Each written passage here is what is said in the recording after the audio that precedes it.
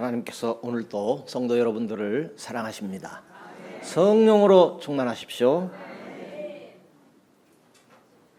우리 주변에는 문제를 안고 살아가는 사람들이 많이 있는 것 같습니다.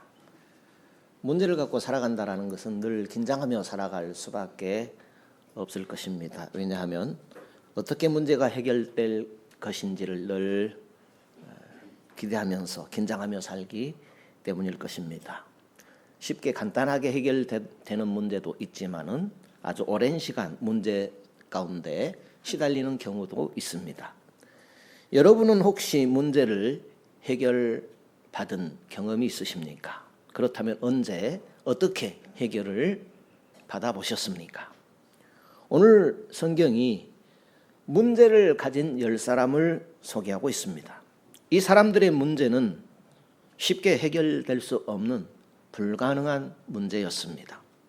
나병 환자 10명의 이야기입니다. 당시 나병은 단순한 질병이 아니었습니다. 성경에 보면 나병은 하나님께 버림받았다는 저주로 여겨졌다 이렇게 기록이 되어 있습니다. 죄의 결과로 나타난 영적인 심판이다 이렇게 적혀 있고, 레위기 13장에 보면 부정한 자로 여기고 가까이 하지 않았다라고 기록이 되어 있습니다. 나병 환자는 그래서 공동체에서 추방되고 살아있지만 죽은 자처럼 취급을 당했던 것입니다. 그래서 나병 환자는 불쌍히 여김받기보다는 두려움의 대상이 되었습니다.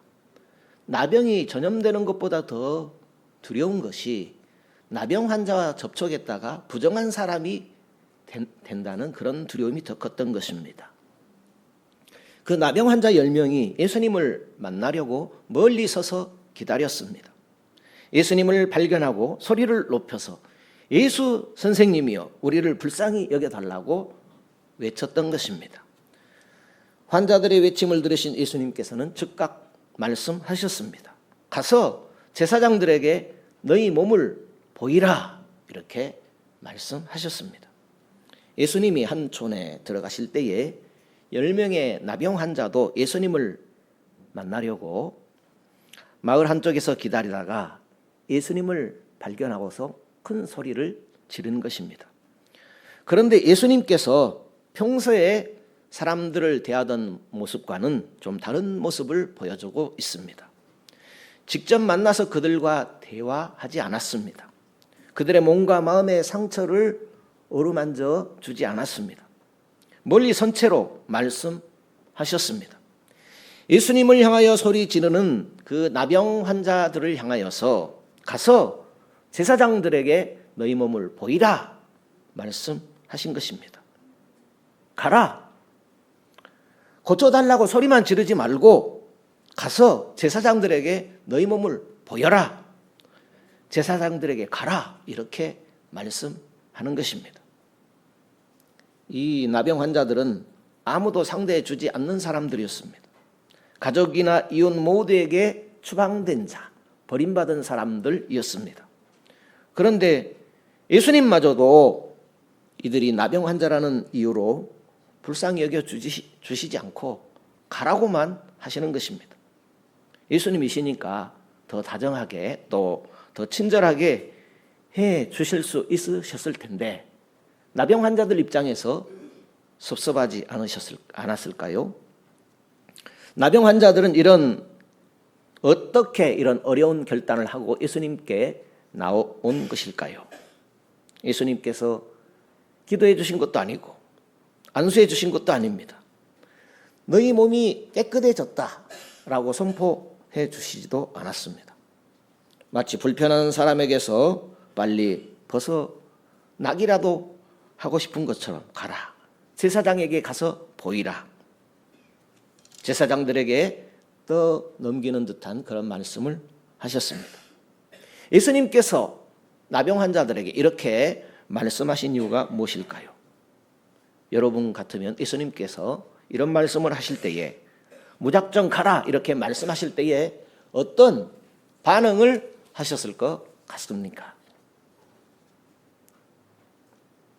나병 환자들이 예수님께서 가라 하시는 그 말씀을 듣고 갔습니다. 14절에 보니까 저희가 가다가 깨끗함을 받았다 하고 기록이 되었습니다. 10명의 나병 환자들이 예수님이 지시하신 대로 가다가 나병에서 고침을 받았습니다. 10명의 나병 환자들이 예수님께서 가라는 그 말씀을 듣고 그 말씀대로 될 것을 믿고 그대로 순종하다가 고침을 받았습니다. 언제 어떻게 문제가 해결될 수 있을까요? 말씀을 믿고 행동할 때 하나님의 역사하심이 있는 줄로 믿습니다. 예수님은 가라 가셨는데 가만히 있었다면 아무런 일도 일어나지 않았을 것입니다.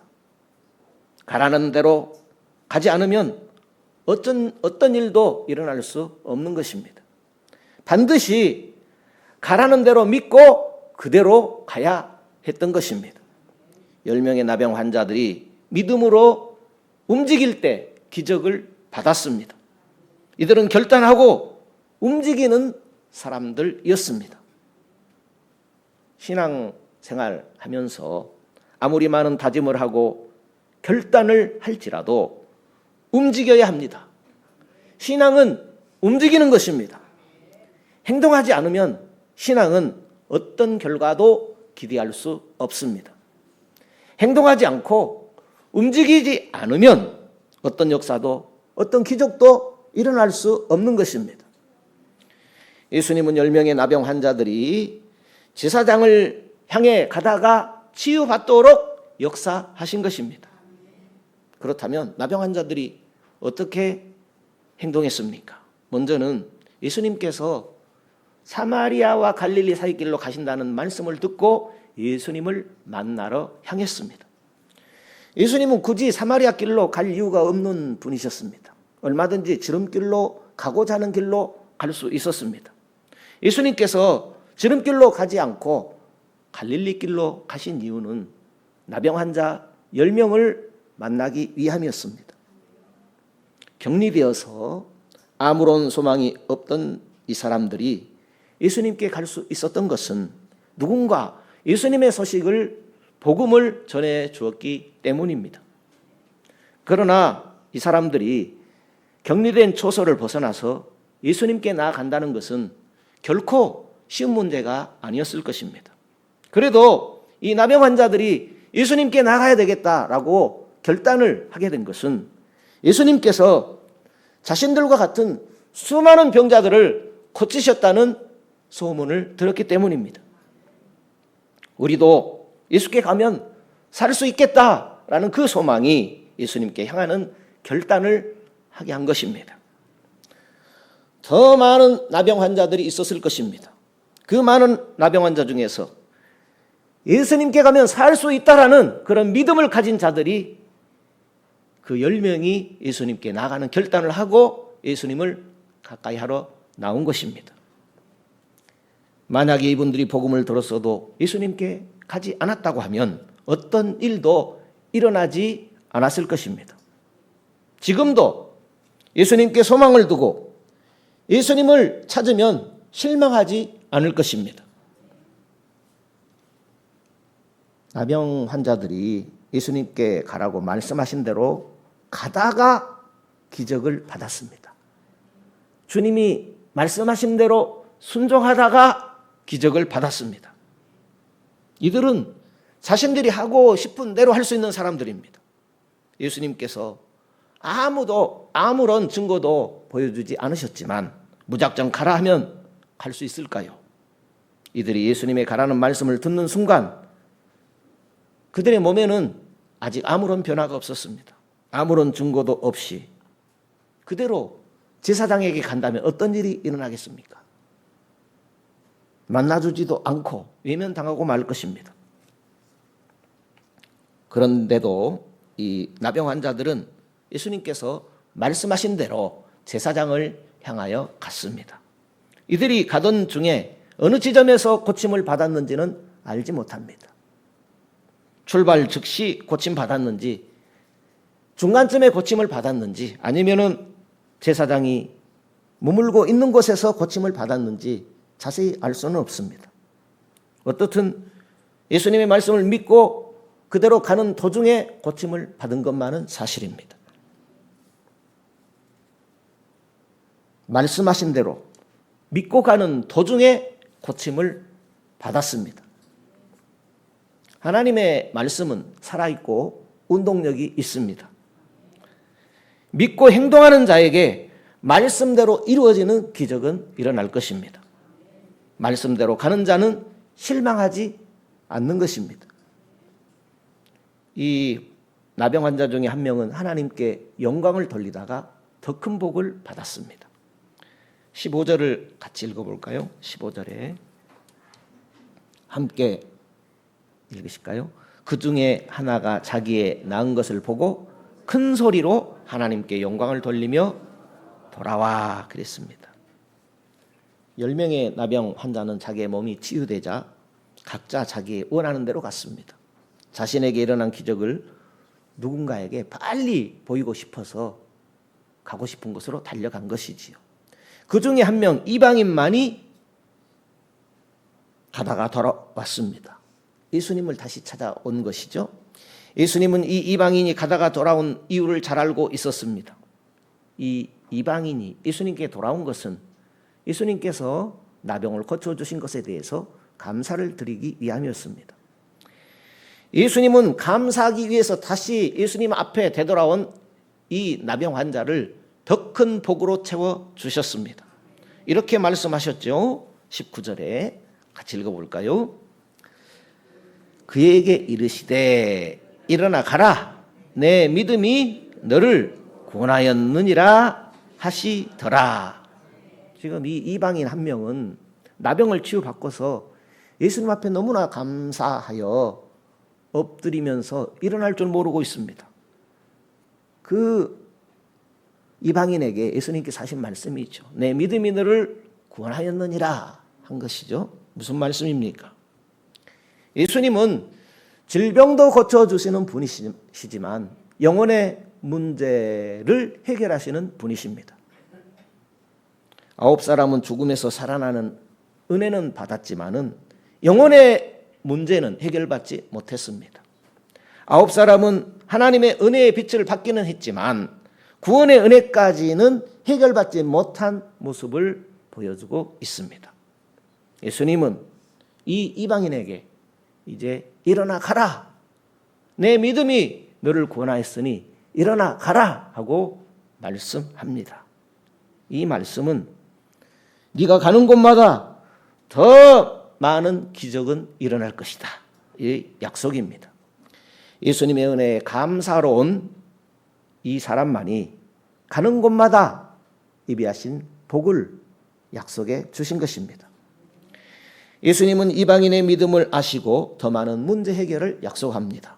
현재 문제뿐만이 아니라 앞으로도 이 믿음으로 어떤 문제든지 해결받게 될 것이다 하는 약속이었습니다. 나병이 치유되는 은혜보다 더 큰 복, 더 많은 복을 약속해 주신 것입니다. 가라! 복의 길로, 축복의 길로 넌 가기만 하면 된다. 가는 대로 형통할 것이다. 이제 어떤 문제도 이겨낼 수 있을 것이다. 믿음으로 가기만 하면 된다 하는 말씀이 네 믿음이 너를 구원했다. 이제 가라 하는 말씀에 들어있는 말씀이다라고 이해할 수 있겠습니다. 우리가 예수를 믿는다고 하지만 또 많은 사람들이 여러 가지 문제 가운데 살아갑니다. 해결할 수 있는 문제도 있고 해결하기 어려운 문제들도 있습니다. 문제 속에서 하나님의 치유와 회복을 경험하는 것은 그렇게 쉬운 문제는 아닌 것 같습니다. 나병과 같이 우리 힘으로 어찌할 수 없는 그런 문제들도 만나게 되는 것 같습니다. 질병의 문제를 만날 수 있습니다. 실패의 문제를 만날 수 있습니다. 어찌할 수 없는 삶의 문제들이 다가오기도 합니다. 밖으로 드러나지 않은 숨은 상처들, 해결해야 할 이런저런 많은 문제들을 만날 수 있습니다. 그런데 그런 문제들 가운데 해결이 일어나지 않으면 고립된 삶, 더 깊은 피해를 피할 수가 없습니다. 지금 우리 주변에도 이런 저런 문제를 안고서 고민하며 신음하고 살아가는 분들이 계실 것입니다. 우리는 이때에 어떻게 하면 좋겠습니까? 일어나 움직여야 합니다.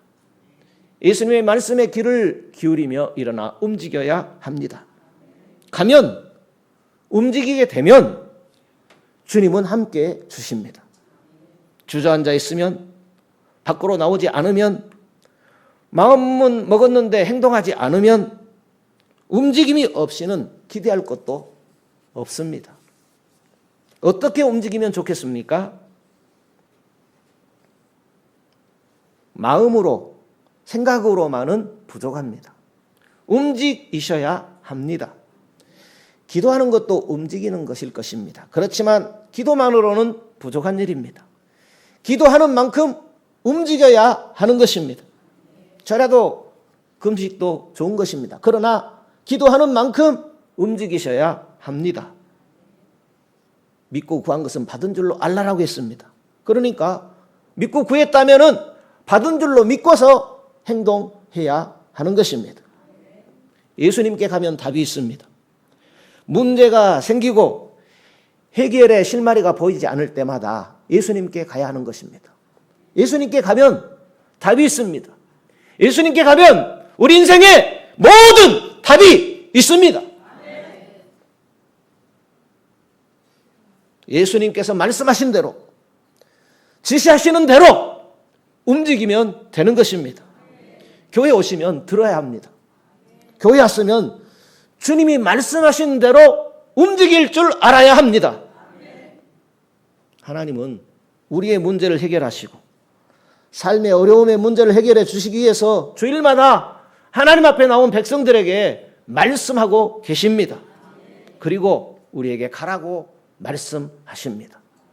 우리에게 가야 할 곳을 말씀하십니다. 우리에게 해야 할 일을 말씀하십니다.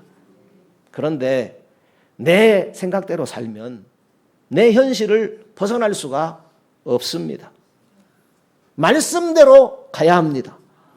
말씀대로 가는 길에 주님의 해결하심도 함께합니다. 지금도 예수님께 가는 자마다 기적이 일어남을 믿습니다. 지금도 가다가 하나님의 기적을 받을 수 있습니다. 요한복음 4장 46절 이하에 보게 되면 예수님께서 갈릴리 가나라는 곳에 들리신 적이 있습니다. 그때 왕의 신하 한 사람이 예수님을 찾아오게 됩니다. 예수님께 간청하는 말이 가버나움으로 오셔서 다 죽게 된 제 아들을 고쳐주십시오. 간청하게 됩니다. 그때 예수님께서 하시는 말씀이 너희가 기적과 신비한 일을 보지 않으면 도대체 믿음이 없다. 믿으려고 하지를 않는다라고 말을 합니다. 그때 이 신하는 다시 한번 예수님께 제 아이가 죽기 전에 오셔서 꼭 고쳐주십시오. 다시 한번 간청을 합니다. 그때 예수님께서 하시는 말씀이 돌아가거라. 네 아들은 살았느니라. 이렇게 말씀합니다. 그래서 왕의 신하는 갑니다. 그런데 돌아가는 도중에 그의 종이 나와서 마중하면서 주인님, 아들이 살았습니다 하는 말을 전해줍니다. 지금도 기적은 예수님께서 네 아들은 살았다 하는 그 시각에 나온 줄로 알고 자기와 그의 집이 다 예수님을 믿었다 하는 기록이 있습니다. 지금도 기적은 일어납니다. 예수님이 살았다고 하면 반드시 살아납니다. 주님 말씀대로 하기만 하면 됩니다. 우리가 주님의 은혜가 있다면 감사를 잊지 말아야 할 것입니다. 주님의 은혜 앞에 감사할 줄 알아야 할 것입니다. 왜요? 주님은 우리의 감사를 받고 싶어서가 아니라 더 큰 은혜를 주시고 싶어 하십니다. 우리가 하나님 앞에 은혜 받고 살아가지요. 은혜 받고 사는 자의 할 일은 감사입니다. 주님의 은혜에 감사할 때 감사의 조건은 늘어나게 될 것입니다. 나 저거 해야지, 이거 해야지 하는 주님의 은혜에 감사할 수 있는 마음을 주셨지만 순종하지 못한, 또 움직이지 못한 그런 일들이 많이 있죠. 우리가 움직이면, 우리가 순종하게 되면 더해지는, 감사의 조건이 더해지는 은혜가 있는 줄로 믿습니다.